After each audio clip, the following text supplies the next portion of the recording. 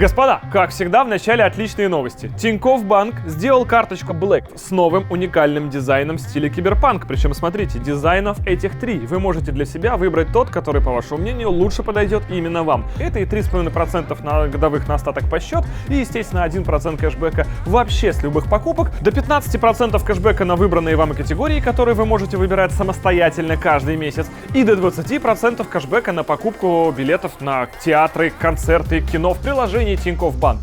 При этом весь кэшбэк приходит настоящими, самыми что ни на есть рублями, не баллами, не деревянными. И эти рубли вы можете без комиссии легко снять в любом банкомате любого банка в любой стране мира, естественно, в пределах лимита. При этом перевести деньги другу на карту, просто по номеру карты или по номеру телефона, вы также можете абсолютно без комиссии в любой банк, также в пределах лимита. Но если всего этого вдруг вам недостаточно, то просто пройдите по ссылочке в описании и закажите карту, и тогда помимо самой карты вы еще вдобавок и получите 20% кэшбэк на покупку игр для PlayStation, Xbox, Steam, Origin, Blizzard и многих других, 15% кэшбэк на покупку еды в Яндекс.Еде или Delivery Club и 10% кэшбэк на покупки в Apple Store, Google Play, Spotify. Пожалуйста, ребят, все это доступно вам по ссылке, и помните, что предложение ограничено. Торопитесь!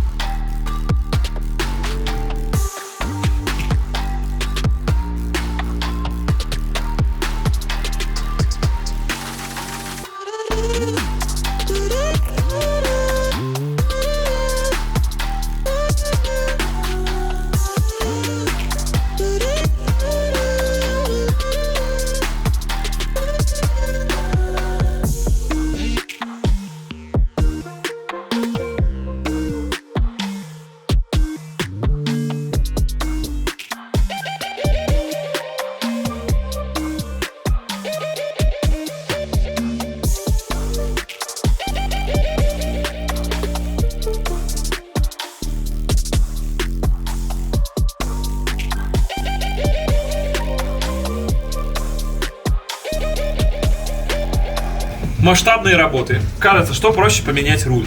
Взять эмошный руль, выдрать его, вставить сюда какой угодно другой руль, там на нарде, деревянный, от Жиги, там какая разница от чего. В нашем случае от Зила. Смотрите, тонкий, оригинальный, огромный руль. Представляете, сколько оборотов будет. Но, во-первых, это был мультируль, во-вторых, на нем была кнопочка М, которая была нужна, в-третьих, в нем был датчик положения, там то есть прям гудит, прям тот еще. Архивный звук практически получился. Вот все это было непросто. Естественно, все это теперь выведено в другие места. У нас где-то должна быть теперь кнопка М. Да, вот где у тебя правая коленка. Да, вот это теперь кнопочка М.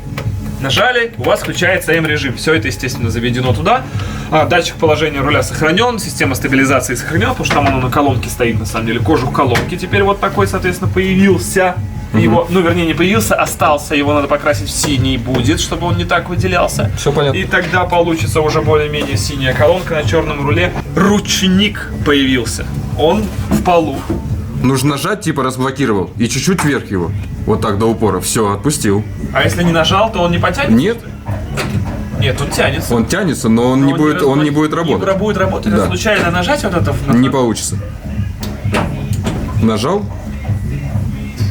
Чудеса. Но я еще не видел селектор КПП. Вот где чудеса. Как вы видите, господа, в полу пропил. Раньше, помните, у нас все предыдущие серии, вот здесь стояла классическая такая площадка, на которой была вот эта самая шайба системы ММА БМВшной и непосредственно сам селектор АКПП. Потому что он содержал в себе кнопку паркинга, у него было еще смещение влево, там спорт-режим, передачи там мануальным образом. А вот сам рычаг у нас должен быть ровно такой, как в Зиле. И как это будет реализовано, я пока что понятия не имею, еще сам не видел. В общем, кабина Зила должна быть внешне максимально похожа на кабину Зила.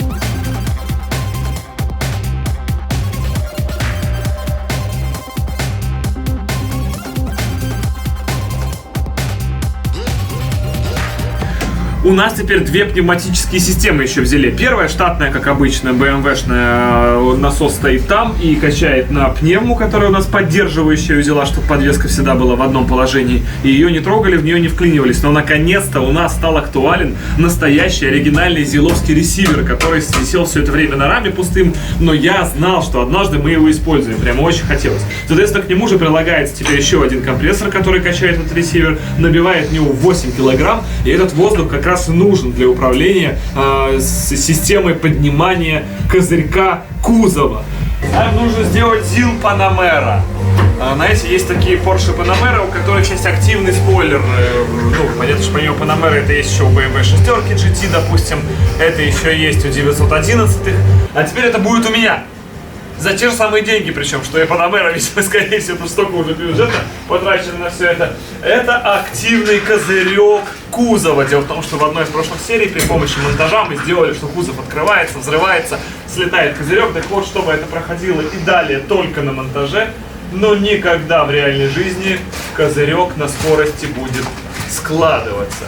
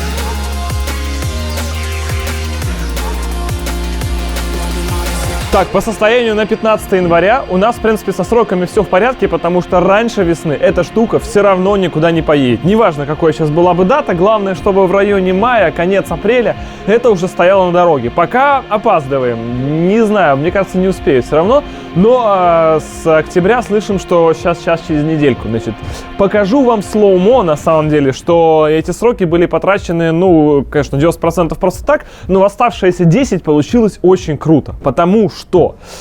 Можно оттуда.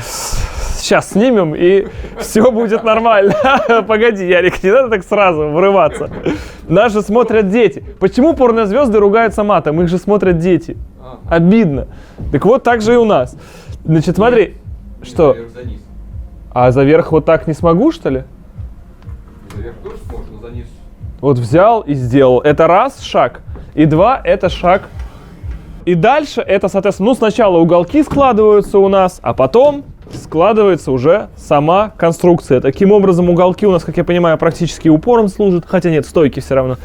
Но, тем не менее, значит, проблема в том, что на все это нужно очень маленькое количество времени. В красную же, да? Как вот я прям чувствую, что она не просто так отмечена.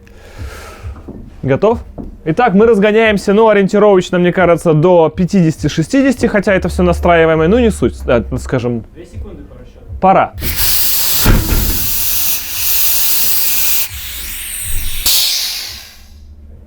Так, ну, это само собой. Он в обратку, мне кажется, будет сильно быстрее.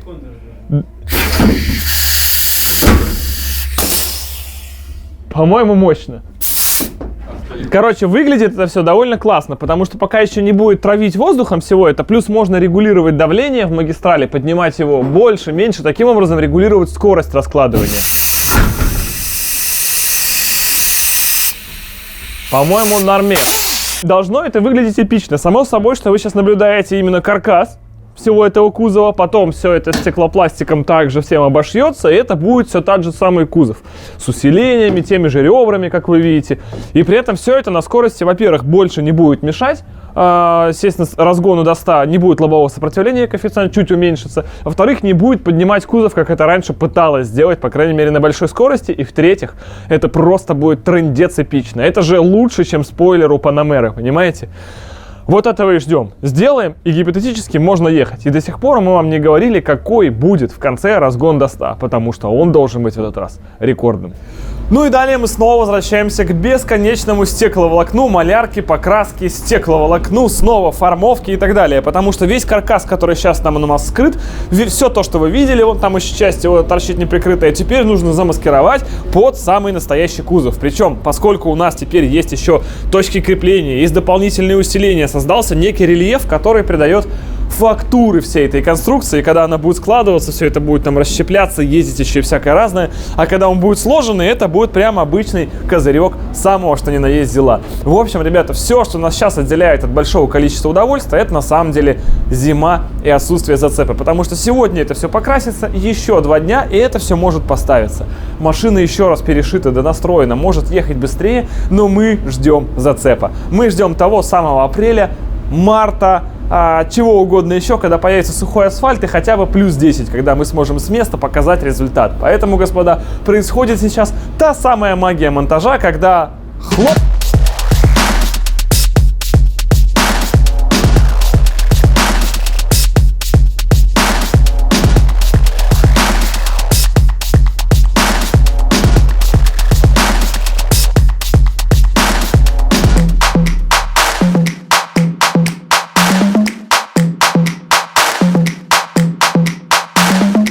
Да, пока все. Блин, салон взяла, это, конечно, вот этого давненько не хватало, прям не хватало.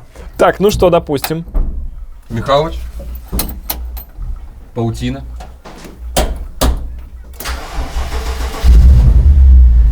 Ух, давненько этого не было. На нем надо поездить, потому что мы его периодически заводим. Да. Ему, вот. Естественно, Да. от этого вот так вот примерно, да. Да, цилиндр, ну как всегда у BMW. Один. Вот с этой стороны, причем с правой. Он потом подключится. Да. Все, от греха, короче, понятно. Надо садиться, кататься, Вот. ездить, чтобы цилиндр появился. Как всегда, BMW. Ага. Все понятно. Так, ну и давай шарахивай козырек, попробуем. Михалыч, шарахивай козырек. Мягче. Мягче, но на скорости, мне кажется, будет жестче. Ну-ка, давай вверх. Вот я еду. Вверх вот прям плавненько на самом деле. Так. Ну, отсюда не страшно. То есть все в порядке. На самом-то деле.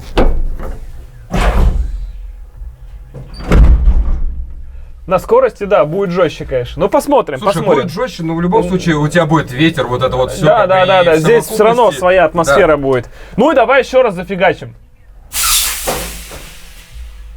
И есть подозрение, что нам нужен компрессор Беркут мощный. Да, нет. Да. Сколько он там? Я правда даже не знаю, сколько он стоит. Не дороже денег. Логично. Слушай, ну супер, вроде работает. Ну-ка, дай я хоть сам со стороны посмотрю.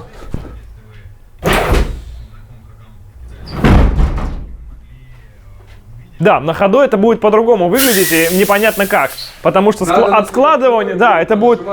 На ходу это, скорее всего, на светофоре ладно, но когда он едет, это будет прямо, скорее всего, прям вот сразу убралось. Так у нас будет еще больше давления. Как он падает назад, можно регулировать. Ну да, я понимаю, чтобы упор там оставался какой-то. Да, это правильно. Ну а как он падает вверх, он будет опять же плавнее, потому что вверх он будет подниматься не когда мы остановились, а когда он еще едет, то есть он будет сопротивление встречать. То есть вот именно на ходу вверх, я думаю, как раз тут все вообще будет совершенно спокойно. Тут, да, эффект демпфера будет оказывать сам воздух набегающий. Короче, ребята, Вот здесь вот. все пушка. Здесь у нас амортик. Ну, Его, правда, сняли. Когда он вниз. да, я понял. Да. И вот он, наверное, точно понадобится, потому что на разгоне, представляешь, там как скорость. Всячески экспериментирую сейчас, как лучше сделать. Ну тут без ходовых не откатаешь. Без ходовых испытаний мы ничего не поймем, потому что сопротивление воздуху чудовищное. Насколько его давить будет сюда на складывание и насколько сопротивляться. Он у нас поехал быстрее, помнишь? Да, как раз вот именно. Слушай, ну мне кажется, когда ты ланчуешь с места, его нужно прям вот заранее на всякий случай опускать для лучшего результата. Чтобы в городе... Да, а это на повседневная опция, да. В общем, господа, что мы хотели на самом деле? Выезжать в этой серии уже очень много технички, и мы все знаем, что вы очень любите, когда серия начинается сразу с навала. А есть очень люди любящие, которые вдумчиво и спокойно готовы воспринимать техничку. Поэтому в этой серии отдельная техничка, а в следующей серии сразу приходим, побеждаем и наваливаем. Кайф, да. До встречи здесь уже совсем через небольшое количество времени, где Зил будет удивлять в городе. Пока. Ну и удачи вам, конечно. И нам, и всем вообще огромное. Там еще рычажок.